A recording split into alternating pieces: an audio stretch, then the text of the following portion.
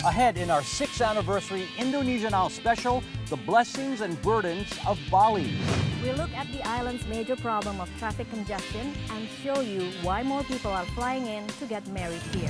And we give away a luxury vacation to a lucky viewer. Destination Bali.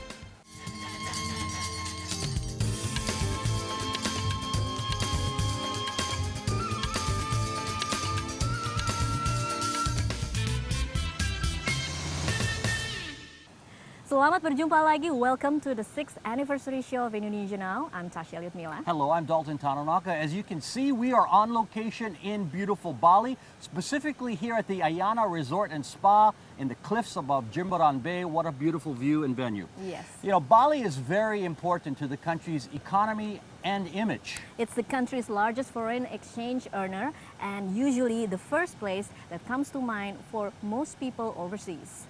The island covers 5,600 square kilometers or 2,100 square miles, about the same size as the U.S. state of Delaware and 7 times the size of Singapore. It lies between the islands of Java and Lombok, 8 degrees south of the equator. The population here is more than 3.5 million people, 90% of them Hindu. Because of its tropical climate, beaches, and Balinese hospitality, it's one of the world's most popular travel spots. The name Bali is believed to be Sanskrit in origin, meaning tribute or gift. But there are problems in paradise, and if you ask any resident what's the #1 daily issue, it's traffic. That is right. Growth means more visitors and more people moving here, and that means more people trying to get somewhere on roadways already overburdened. Indonesia Now's Niwayan Suryatini reports. It's not Jakarta's massive gridlock, but it just feels like it to residents and visitors in this premier resort destination. Semakin parah nih, gara-gara nggak ada kendaraan umum juga, infrastrukturnya nggak mendukung juga, Bu. Parah sih ya, Bu, ya, kalau udah pulang kerja sama berangkat kerja itu. Daerah-daerah mana aja? Mulai dari daerah Simpang Siur sampai airport. With a growing population, the need is for more roads and a good public transportation system. There are an estimated 2.5 million vehicles on the road here every day, the majority motorbikes. Many say it's the only way to get where you are going on time. Faster and easy to travel around Bali, and then the public transport is very hard to find, so everybody choose the motorbike. Public transportation is available on a limited basis. The first bus service was launched in August last year. Trans Sarbagita runs from Gianyar in the north to Nusa Dua in the south, passing through tourist area along the way. The fare is 3,500 rupiah or 37 cents, giving at least some commuters relief on the road. Kalau menurut saya lebih efisien, pertama hemat BBM, kedua juga nggak capek, ketiga yang mengurangi kemacetan. Pasti efektif ya. Karena kan di sini kebanyakan pakai pribadi kan, Mbak, mobil pribadi. Sini karena kemacetan lebih macet banget. Jadi kalau misalnya Sarbagita di sini kan lebih membantu lah. Another much-needed solution is the Benoa Nusa Dua toll road. The construction of the 12-kilometer toll road is underway and is scheduled to be ready by May next year. It would be the island's first toll road built over water with dedicated motorbike lane.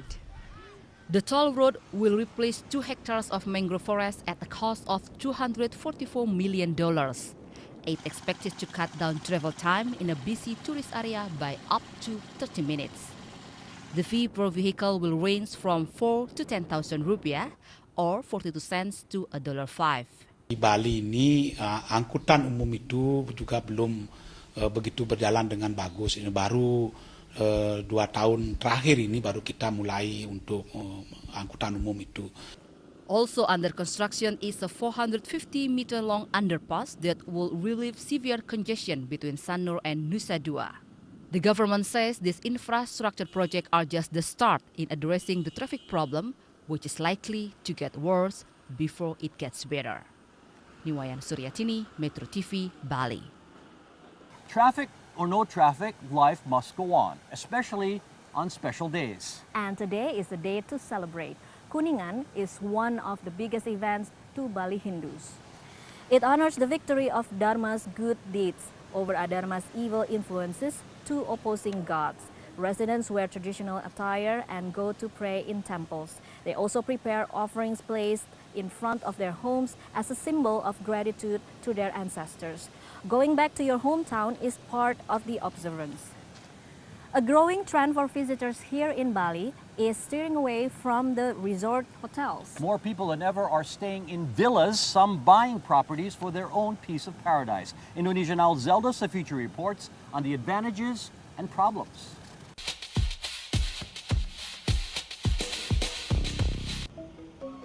These are good times for Kadek Edi. He's the general manager of Nagisa Bali, a villa management program, and says business has never been better, even with global economic problems. Untuk saat ini sih villa di Bali memang benar-benar booming, benar-benar menjanjikan. Artinya dari sampai hari ini okupansi villa kita pun hampir 70%, hanya itu sebulan average-nya. Jadi untuk tingkat hunian sekalipun ada krisis di luar negeri itu nggak berpengaruh. The number of international arrivals to Bali hit a record high last year at 2.7 million, and a growing number of them are choosing the service and seclusion of upscale villas instead of mass market hotels. Selain servis yang diberikan melebihi dari hotel, kita juga memilih villa karena di villa kita privasi kita lebih terjaga, tidak berbaur dengan tamu-tamu yang lain. Villas aren't cheap. Daily rates range from $300 to more than $2,000 depending on location and size. Most are in the familiar tourist areas of Seminyak, Jimbaran, Canggu, Sanur, and Ubud. More than 800 villas are presently in operation, with investors also finding the industry attractive. Sampai hari ini yang saya tahu prospek sekali untuk villa. Karena berapapun ada villa sekarang, itu pasti aku terjual. But there's the other side to villa development. The boom is having a negative impact on the environment in several ways. Dampak negatifnya jelas. Bali nanti akan krisis air. Bahkan sudah diprediksi krisis air 2015. BLH Bali memprediksi krisis air bersih 2025. Kemudian akan terjadi krisis energi. Apalagi kemudian alih fungsi lahan besar-besaran 8% per tahun, maka akan terjadi krisis lahan. Local residents are divided on the growth of the villa market.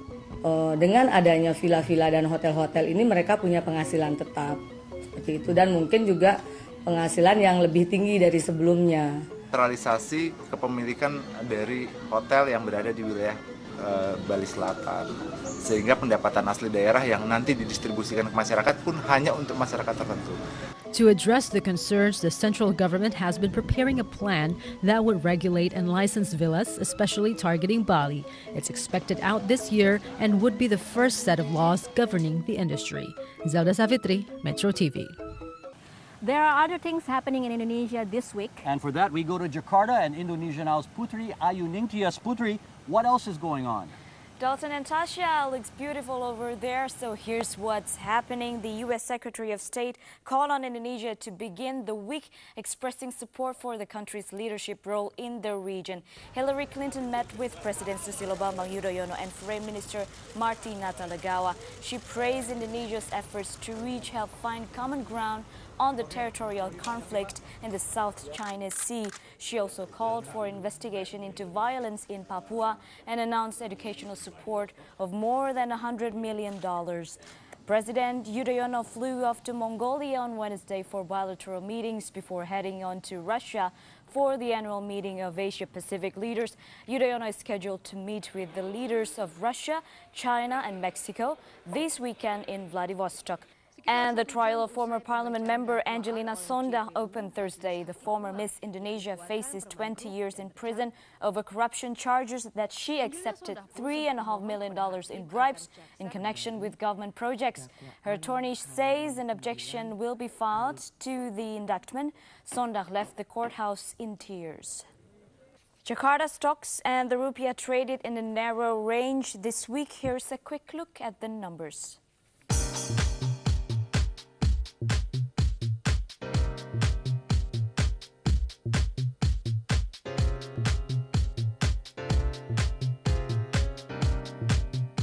And that's what's happening in the rest of Indonesia. Dalton, Tasha, back to you in Bali. Putri, thank you.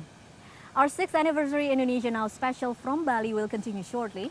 Later in the program, we're going to pick a winner in the luxury vacation giveaway. But before that, leading a royal life in Ubud, we talk with the Prince of Ubud, Cokorda Gede Putra Sukawati.